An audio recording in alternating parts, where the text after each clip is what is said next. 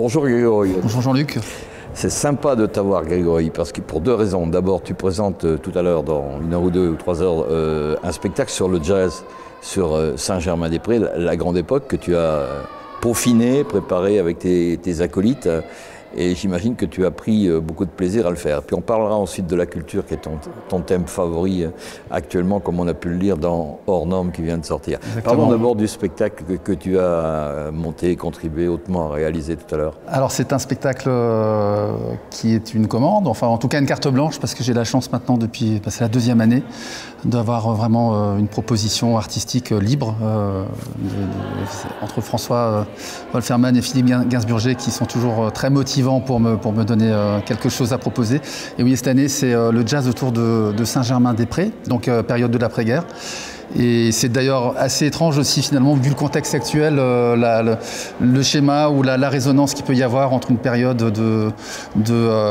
voilà, où c'était aussi une époque où ils voulaient briser la mer gelée. On sort de la guerre, donc il y a une espèce de vent de folie qui passe par le prisme de ces clubs de jazz et de ces musiciens américains, afro-américains, qui à ce moment-là subissent encore un racisme terrible aux États-Unis. La ségrégation est encore très forte et pourtant ils viennent jouer, ils sont accueillis les bras ouverts dans des public français.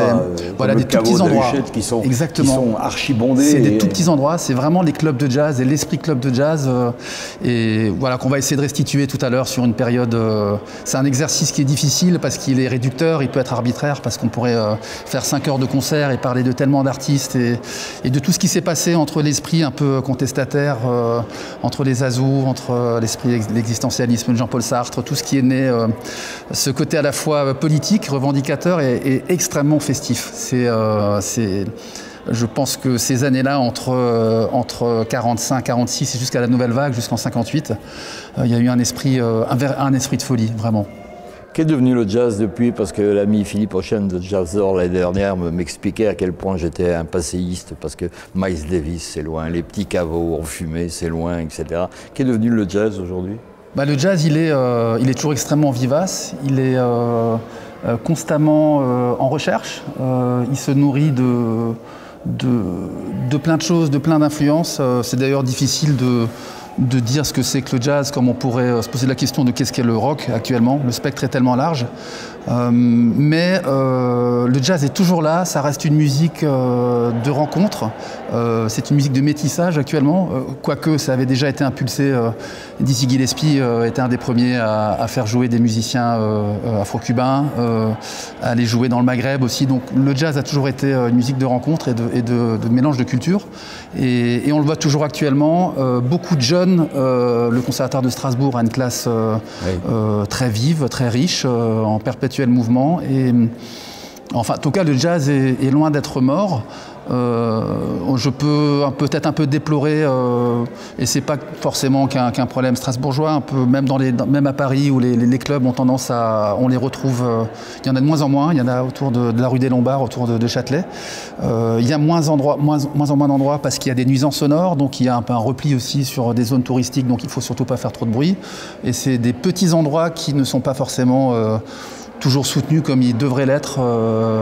Et voilà, donc c'est un mélange de choses, mais la musique est toujours là, elle est vivace, le jazz est très riche. On en aura un bel aperçu dans peu de temps maintenant, ici, lors des Bibliothèques Idéales 2020. Un dernier mot pour conclure, l'article qui est paru dans Hors Normes, ton opinion sur ce que nous vivons actuellement, tant sur le plan sanitaire que sur le plan de ces incidences vis-à-vis de la culture, a été très lu et on va dire très commenté aussi, enfin tu peux le confirmer sans doute. Tu es vraiment en colère, hein? Oui, et comme on le disait un petit peu en aparté, c'est pas ma nature. Je suis pas forcément quelqu'un qui suit dans cette exacerbation ou dans cette espèce d'émulsion de colère gratuite entre guillemets. Mais là, je trouve que trop c'est trop, et je suis très remonté contre la malhonnêteté intellectuelle. Et l'injustice. Mais là, en l'occurrence, il y a une malhonnêteté intellectuelle qui nous fait encore plus nous diviser à une période, je trouve, où ça devrait être l'inverse. Et je trouve que c'est un schéma diabolique, je trouve, que ce qui est en train de se passer en ce moment, et qui n'a plus rien à voir avec le sanitaire et ce qui se passe, et ça génère d'autres problématiques et j'ai le sentiment que ça arrange bien des personnes. Et ça me rend, ça m'attriste et ça me met en colère. La culture est en danger, manifestement, aujourd'hui. Oui, je crois que la culture, de toute manière, quelque part en faisant ce métier, je crois qu'on est de toute manière... on est dans une zone de danger. Quand on décide de faire ce métier à 15 ou 20 ans, on sait que ça va pas forcément... On décide pas forcément de faire ça pour l'argent. Donc le danger, il est un petit peu inhérent et consubstantiel au métier d'artiste. Donc on vit avec ça, on sait ce que c'est, le côté un peu précaire, l'incertain, le lendemain, machin. Là, effectivement, c'est un peu l'estocade en ce moment sur ce qui se passe, ne pas savoir et une part de moi qui s'insurge parce que museler les artistes ou des comédiens, le théâtre, la liberté d'expression, elle est gentiment quand même un peu mise sous cloche. Est-ce que ça peut aussi arranger certaines personnes au gouvernement et cette libre pensée qui du coup, c'est une aubaine de mettre un petit peu ces gens-là au silence? Je me pose la question, vraiment.